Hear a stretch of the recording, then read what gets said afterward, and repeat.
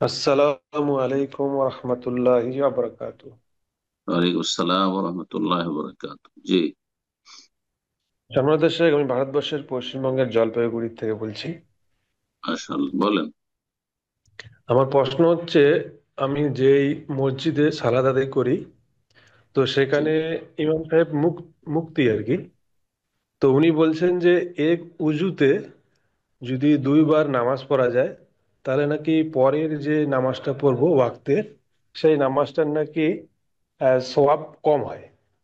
এটা কতখানি যুক্তিযুক্ত? আর আমি এশার সালাত শেষ কত টাইমে করতে পারবো আমাদের ভারতবর্ষে? জাজাকাল্লাহ খায়ের। প্রথম কথা, ওনার যে ফতোয়া নকল করলেন, আমাদের দেশের মুফতি গুলো আসলে কোরআন হাদিসের মুফতি না। এরা ডিগ্রি হোল্ডার মুফতি। তাদের প্রতিষ্ঠানগুলো এমনিতে তাদেরকে একটা ডিগ্রি দিয়ে থাকে, 1 বছর বা 2 বছর কোর্স তাদের আছে। এমনি যদি তাদের থাকে, তাদের সবই পড়ানো হয় মানুষের কথা, হ্যাঁ, তাদের ফোকাহাদের কথা, কিন্তু কোরআন হাদিসের কথা পড়ানো হয়নি। ভালো করে শুনুন, যেসব দেশীয় মুফতি তৈরি হচ্ছে মযহাবীদের মাদ্রাসা, সেগুলোতে কোরআন হাদিস দলিল নিয়ে আলোচনা হয় না। হ্যাঁ, তাদের আলোচনা কি হয় যে ইমাম আবু ইউসুফ কি বলেছেন, তো মোহাম্মদ কি বলেছেন, তো আবু হানিফা কি বলেছেন, তো আবু কোন ফাকি কি বলেছেন, ব্যাস। তো এইসব পড়ে মুফতি হয় না। সত্যিকার মুফতি হচ্ছে যে কাল আল্লাহ কি বলেছেন, কোন আয়াত এই ফতোয়ার দলিল, কোন হাদিস এই ফতোয়ার দলিল। যেই ব্যক্তি এটা বুঝে সে হচ্ছে সত্যিকার মুফতি। জি। তারপরে তার ফতোয়া যে বললেন, যে কি বলছেন মশলাটি, ইকরাম ভাই? জি, উনি বলতে চাচ্ছেন যে এক সালাত থেকে আরেক সালাতে যে অজুতে হ্যাঁ, উনি হ্যাঁ, হ্যাঁ। দ্বিতীয়, এক ওযুতে দ্বিতীয় সালাত। একাধিক সালাত পড়লে দ্বিতীয় তৃতীয় সালাত যেটি পড়বেন তার নেকি কমে যাবে। ভিত্তিহীন কথা, নেকি কমে যাবে এর কোনো দলিলও নেই, আর এটি যুক্তিসঙ্গত নেই। জি, কোনো দলিল নেই। তবে যদি প্রতি ওয়াক্তের জন্য উজু করে, তাহলে উজু একটি ইবাদত। সেই উজু যে সে নফল উজু করলো, উজু আছে, ধরেন জোহরের উজু আছে আসরের সময়, মাগরিবে উজু করেছিলেন, এর সাথেও সেই উজু আছে, অথবা আসরে উজু করে সেই উজু মাগরিবেও আছে, এর সাথে আছে। যদি প্রতি ওয়াক্তে একটা করে উজু করতেন, তাহলে উজুর ইবাদতটা আপনার অতিরিক্ত হইতো, ওতে আপনার নেকি বৃদ্ধি পেত। ওজুর নেকিটা, ওজুতে যে গোনা মাফ হয়, ওজু একটি ইবাদত, সেই ইবাদতের যে বিশেষ আল্লাহর কাছে সওয়াব রয়েছে, সেই সওয়াবটি আপনি অতিরিক্ত পাবেন।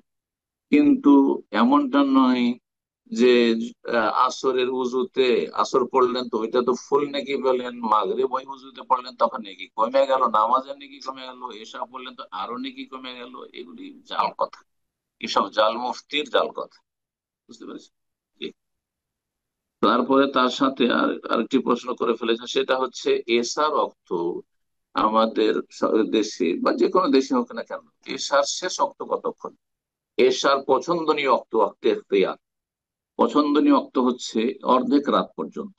মাগরিব থেকে নিয়ে ফজর আজান শুভ সাদেক পর্যন্ত রাতটাকে দুই ভাগে ভাগ করে অর্ধেক করে, মোটামুটি রাত 11টা হবে হয়তো, আনুমানিক রাত 11টা, সাড়ে 10টা, 11টা, পৌনে 11টা পর্যন্ত যদি পড়েন, এটা আপনার পছন্দনীয় অক্ত। আর এশাকে যত বিলম্ব করবেন তত ভালো এই সময়টাই। অর্থাৎ কেউ রাত 8টায় না পড়ে, কেউ যদি 9টায় পড়ে, 10টায় পড়ে, তাহলে বেশি সব কিন্তু জামাত সহকারে পড়তে হবে পুরুষদের জন্য। মহিলাদের তো জামাত নেই। আর যদি কেউ নিরুপায় হয় ওয়াক্তে ইফতেরার, যে আমি হয়তো খুব ব্যস্ত ছিলাম, অথবা আমি সফরে ছিলাম, আমি ফ্লাইটে ছিলাম, অথবা আমি ট্রেনে ছিলাম, তো তার জন্য ফজর পর্যন্ত অক্ত। জি, ফজর পর্যন্ত অক্ত। যদিও মশলাটিতে ইখতলাফ রয়েছে, কিন্তু ফজর পর্যন্ত অক্ত আছে। এর বেশ কিছু দলিল রয়েছে, কিন্তু এটা কার জন্য? যেই ব্যক্তি আর কোনো মজবুরি রয়েছে, সেই জন্য সে বিলম্ব করেছে, কিন্তু সে অপছন্দনীয় কাজ করেছে, অনুত্তম কাজ করেছে। এমনিতে কেউ রাত 12টা, 1টা, 2টার সময় এসা পড়বে, এটা মোটেই ঠিক নয়, মোটেই ঠিক নয়, করবে না। যদি তার জন্য সুবিধা হয় যে সে আপনার এই প্রথম অর্ধেকে পড়ে নেবে, তাহলে তার জন্য বিলম্ব করা ঠিক নয়। জি, আল্লাহ তাআলা